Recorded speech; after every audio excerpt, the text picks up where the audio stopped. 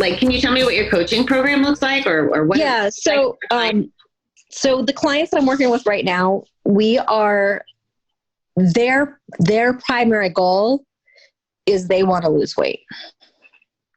They know that they should eat the right thing, but they have nobody holding them accountable. And they also don't really have a reason why, and they don't have somebody reminding them of that why.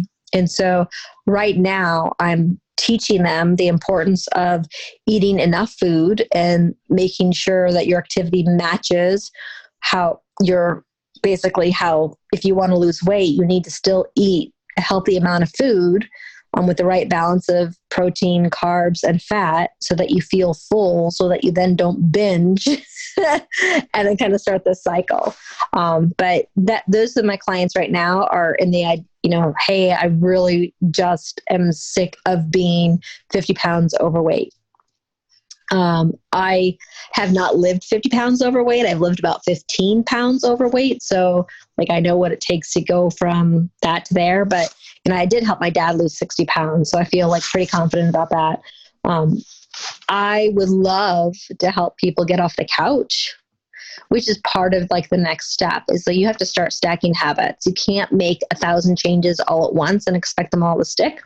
So right now we're just talking about being mindful about what you eat and writing things down. We're also going to talk about how you incorporate movement in your day every single day. I share with them my morning routine, which, I'd be happy to share with the viewers here, like the 5 habits I call to get your wow back. But it really focuses around your mindset, your nourishment, and your movement. If you don't have a reason why you want to change your life, you're never going to have sustainable change. You might have something for a minute, but, you look at the long term and you just realize you fell back into old patterns because you haven't learned to change the patterns. So there is a lot of mindset associated with getting achievable results. But usually when people join me, it's like they're not there yet. They're not ready to go deep. They just need the basics of what kinds of food should I be eating? How often should I be eating? And what's the way for me to keep track of this? And then get movement in my day. The longer that I work with them, they'll understand more of the whole mindset of how you literally start changing your habits and consistently do the things so that you get the results that you want long term. I would love to hear the 5 things, but first I got to ask you, so my other show is about gambling addiction.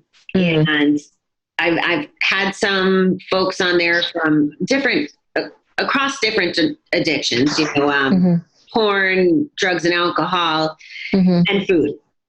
And I guess what I'm wondering, I love your approach about the why, because it keeps you moving forward.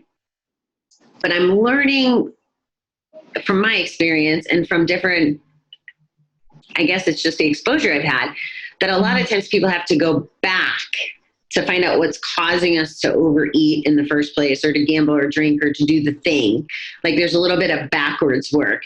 Do you get into that? Does that show up in the kind of work that you're doing? I might be way off base. I'm just curious because no, I mean, almost everybody has a trigger as to why they're doing whatever it is they're doing. There is a trigger. And so it's like the trigger creates the feeling and then you do an action. So you have to find a way to recognize the trigger. So if somebody decides they want to eat a gallon of ice cream, okay, so you ate a gallon of ice cream. What was it that happened before you ate that gallon of ice cream? Okay, so you figure out there was something that made them have an event occurred, which was a trigger, which then caused a feeling, which then caused them to take action. And then they got a result from it. They're like, woo, I feel happy now because I ate that gallon of ice cream. So you can't just tell somebody, well, don't eat the gallon of ice cream. You have to say, what was happening in your life? For most people, it's about feelings. They're feeling something. They're feeling unloved. They're feeling threatened. They're feeling, and they find the thing that gives them the feeling that they're looking for. And so that doesn't happen in week 1. That doesn't, you're first you've got to build the trust with the client. because most people aren't willing to reveal right away, Right. that a traumatic event happened in their life. And I'm not a qualified therapist from that perspective of it. So I would probably have to outsource. Like if they're going through some major traumatic event, I would probably say you need to have a conversation with a trained therapist about this. But like, if your kid just like decided to, yell back at you or whatever, and for whatever reason that caused a memory of an event that you had with your parent, and the way that you were able to resolve it back then when your metabolism could handle it was going for an ice cream because, you feel like whatever.